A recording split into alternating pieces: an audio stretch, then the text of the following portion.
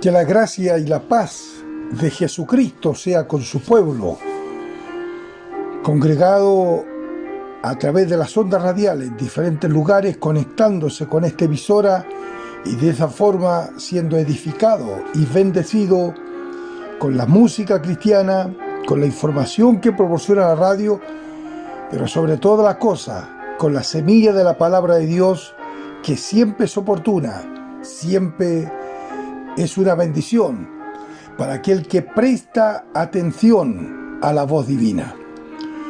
La palabra que quiero compartir está basada en el libro de Filipenses. Del versículo 19 en adelante vamos a estar considerando algunos pensamientos. Recordemos que la reflexión anterior hablábamos que Pablo tenía claro que Cristo tenía que ser predicado. Aunque él estaba preso, el evangelio iba en progreso. Los hermanos cobraban ánimo en Cristo con sus prisiones, es decir, en vez de desanimarse, recibían una infusión de fortaleza. En vez de atemorizarse, hablaban sin temor. Pero destaca que unos predicaban por contienda y otros de buena voluntad. Unos lo hacían para añadir aflicción a sus prisiones, otros predicaban por amor a Dios y a las almas.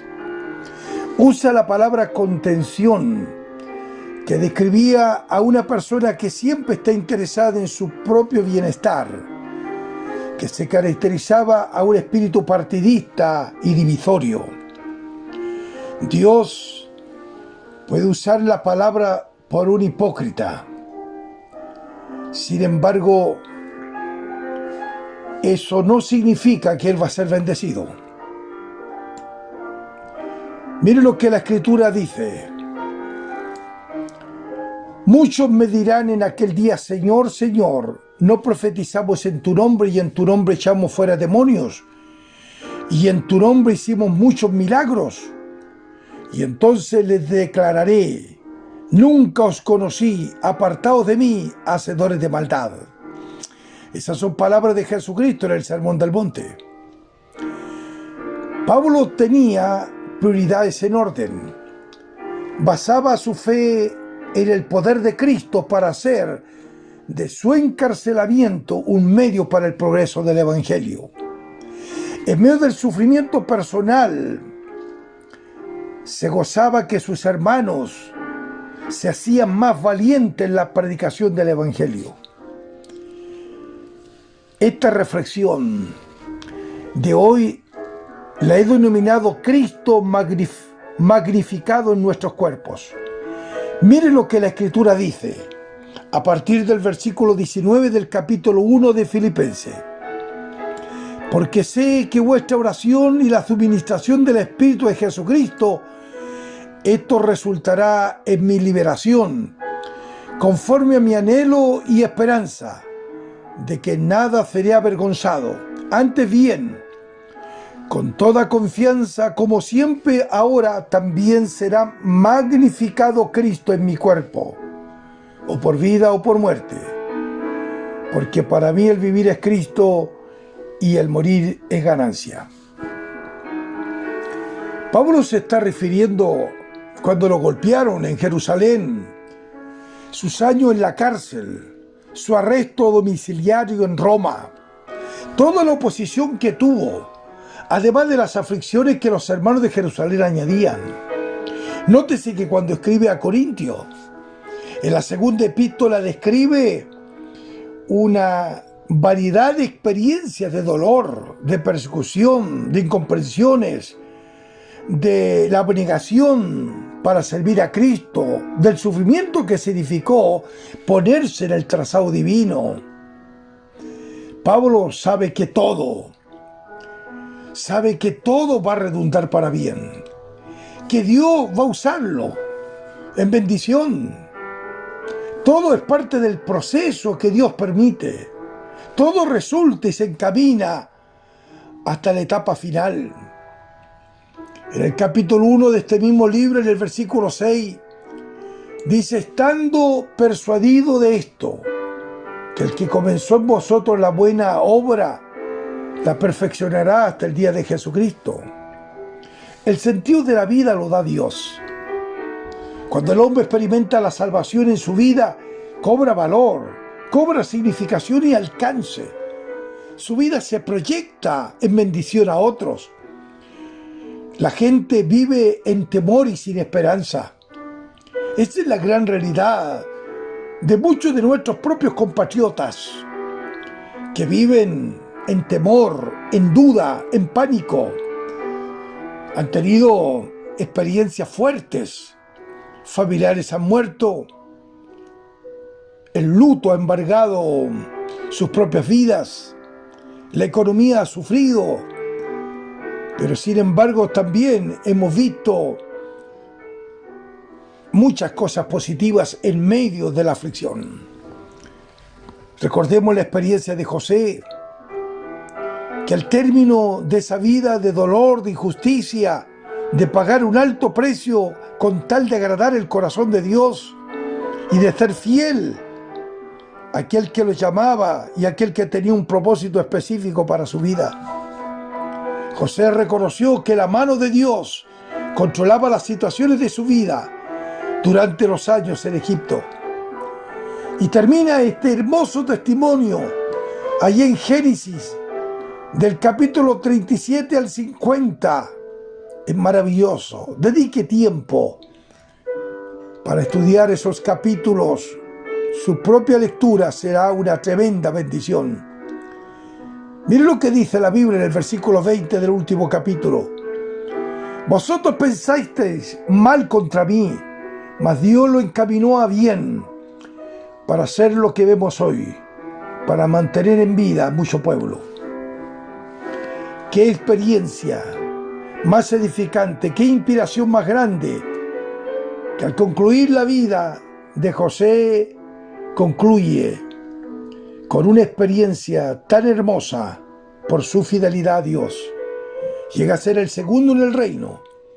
Ejerce una influencia política, económica, social tan significativa. Se torna en una bendición, en el hombre de confianza de la autoridad máxima de Egipto. Pero qué decir de Daniel, que fue echado en el foso de los leones. Dios usó esa experiencia para progreso de su obra. En medio de un proceso difícil que experimenta en igual manera Daniel, no obstante, Dios aparece como poderoso gigante para defenderle y para reivindicarle y para manifestar su gloria. En el capítulo 6 de Daniel encontramos una historia muy inspiradora. Cómo Daniel es liberado del foso de los leones. Y dice la escritura de esta manera. Solo leo unos versículos. En el capítulo 6, verso 16, dice: entonces el rey mandó y trajeron a Daniel y le echaron en el foso de los leones. Y el rey dijo a Daniel: el Dios tuyo, a quien tú continuamente sirves, él te librará. ¿Sabe usted, apreciado auditor, que Daniel era un hombre con un espíritu superior? Era un hombre intachable, un hombre de excelencia, un hombre que hacía las cosas en forma correcta, que su anhelo mayor era honrar a Dios. Y ese comportamiento correcto, que al ser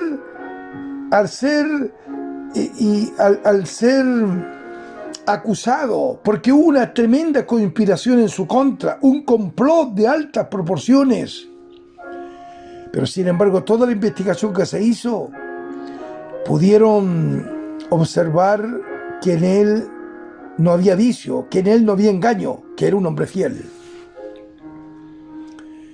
La mentira y el engaño lo usaron para acusar a este hombre de Dios. Pero nótese que contra la voluntad el rey, porque fue engañado, y después de firmar el edicto, se dio cuenta que Daniel tenía un compromiso con Dios y no podía dejar de orar. Tenía comunión por la mañana, por la tarde y por la noche con Dios. Las ventanas se abrían y oraba. para conectar su vida con el Dios eterno, creador de los cielos y la tierra. Miren lo que dice el versículo 16 del mismo capítulo. Luego el rey se fue a su palacio y se acostó, ayunó, ni instrumentos de música fueron traídos delante de él, y se le fue el sueño. El rey, pues, se levantó muy de mañana y fue apresuradamente al foso de los leones, y acercándose al foso, llamó a voces a Daniel con voz triste, y le dijo: Daniel, siervo del Dios viviente, el Dios tuyo, a quien tú continuamente sirves, ¿te ha podido librar de los leones? Entonces Daniel respondió al rey: Oh rey, vive para siempre. Mi Dios envió su ángel, él cerró la boca de los leones para que no me hiciese daño, porque ante él fui hallado inocente, y aún delante de ti, oh rey, yo no he hecho nada malo. ¿Qué experiencia más valiosa? Dios lo reivindica, Dios lo libra. Quienes conspiraron son arrojados y muertos, de manera que el nombre de Dios fue glorificado. Pensemos en Amán, que preparó una horca para colgar a Mardoqueo, pero Dios obró a través de la posición de Esther e hizo que las cosas cambiaran, de tal manera que Amán terminó colgado y Mardoqueo fue honrado. Dios obra de una manera diferente a cómo piensa el mundo. Los que aman a Dios, todas las cosas le ayudan a bien. El hombre sin Dios, el hombre sin Cristo no entiende, no capta, no visualiza esta verdad. Pensemos en Esteban, que en forma valiente profesó ser un seguidor de Jesús y fue apedreado hasta morir. Pero dice que el cielo se abrió y la manifestación de su gloria fue evidente. Volvamos al texto inicial para concluir. Porque sé que por vuestra oración y la suministración del Espíritu de Jesucristo, esto resultará en mi liberación. Pablo menciona dos cosas que fueron determinantes en él: las oraciones de los filipenses. Qué importante es la oración, de orar por otros y que oren por nosotros. La suministración del Espíritu. Pablo sabía que los filipenses le amaban y estaban orando por él. Y eso es tremendamente valioso, muy significativo. Pero ¿qué quiso decir el apóstol Pablo cuando dijo que sea magnificado Cristo en mi cuerpo? Quería decir que la grandeza de Cristo se puede ver a través de nosotros, de modo que los hombres les podamos dar gloria a Él. Dios iba a ser glorificado en su vida o en su muerte. Pablo se hallaba en un dilema.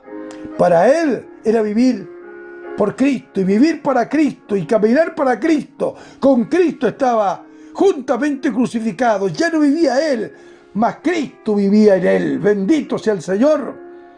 Y esto fue una realidad en la vida de Pablo. Vivía para Cristo. El sentido de su vida era obedecerle. Por eso que morir para Pablo era ganancia, ya que él sabía que le esperaba una corona de vida que Dios daría a todos aquellos que hacen su voluntad.